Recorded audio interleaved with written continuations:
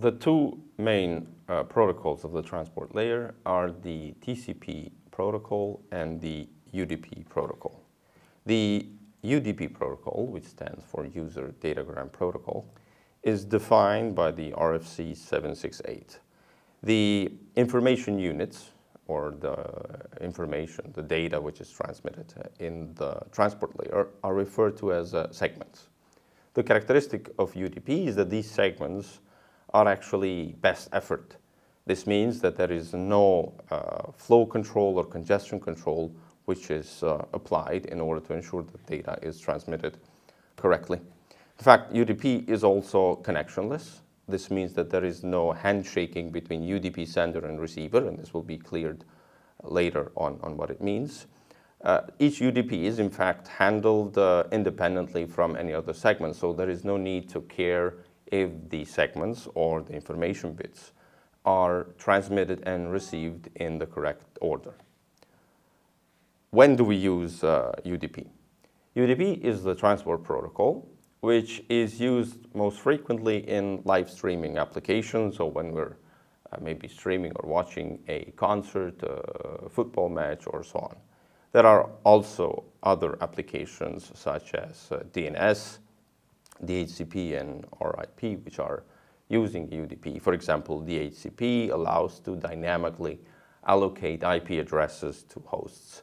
And since you need a very quick allocation of addresses, then the right protocol to use is UDP because it is in fact very, very fast. UDP is characterized also by being very simple. So it's fast and it's simple, and part of the reason why it's often used is also because the information that it carries is relatively simple. So we see here that the segment header, which is characterizing UDP, has the source port and destination port concerning the transport layer. It has the UDP length, which is basically the UDP segment length expressed in bytes, and then there is also an optional checksum which is applied, and of course then there is the payload, which is the actual information to be carried. In fact, if we want to characterize and summarize what is the UDP protocol, we can say that UDP is known for its simplicity and fast data transfer. This means that it is a connectionless service, so there's no need for additional delays to be accounted for.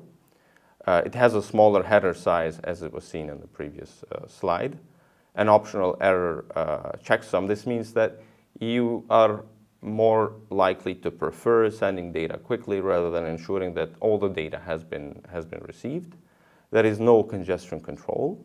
So the idea is that you send information bits as fast as possible without really caring if the receiver is able to capture correctly all the information units that are being transmitted. And that there's no flow control, meaning that the UDP receiver is assumed to accept all the segments without also caring about the order in which the segments are being received. So in an ideal scenario, we don't have transmission errors, and the assumption is that all the information units are received correctly at the destination. However, this is not the case in the real world. In fact, there is a need for an error control and a packet recovery method because not all the data are correctly transmitted. And to do this, we make use of ARQ, which stands for Automatic Repeat Request. Basically, this means that the receiver sends an alert to the sender if a packet is missing. So the idea is that you send a certain amount of packets, and then the receiver has information through which it can identify which of the packets, in this case segments, since we're talking about the transport layer, which of the segments is missing, and then sends back this information to the sender to maybe retransmit that segment again. In fact, in the real world, the way how ARQ protocols implement this is by acknowledgement messages. This means that the receiver must inform the sender that it has correctly received a given information unit, in this case, a given segment at the transport layer. However, if we care about correctly receiving segments, it is also possible that the segment of the information was correctly transmitted, but then the acknowledgement which was sent back from the receiver to the sender might have been lost in transmission. So the question here raises if we also need to acknowledge the acknowledgement messages. And of course, the transport layer takes care of these considerations by implementing several solutions. In fact, there are two types of acknowledgement messages. The positive acknowledgement, basically this means that the sender receives an acknowledgement from the receiver. So the transmitter receives an acknowledgement from the receiver that it has correctly received a given information unit. On the other hand, also there are the negative acknowledgement, also known as NARC. And here the idea is that since the receiver has information on the missing data because of the fact that the segments have a unique identifier, then it is possible that the receiver, in this case, sends a negative acknowledgement to the transmitter saying that, look, I have not received this particular information unit. And in fact, it is possible that a corrupted information unit is going to be discarded and in fact is not followed by sending a negative acknowledgement.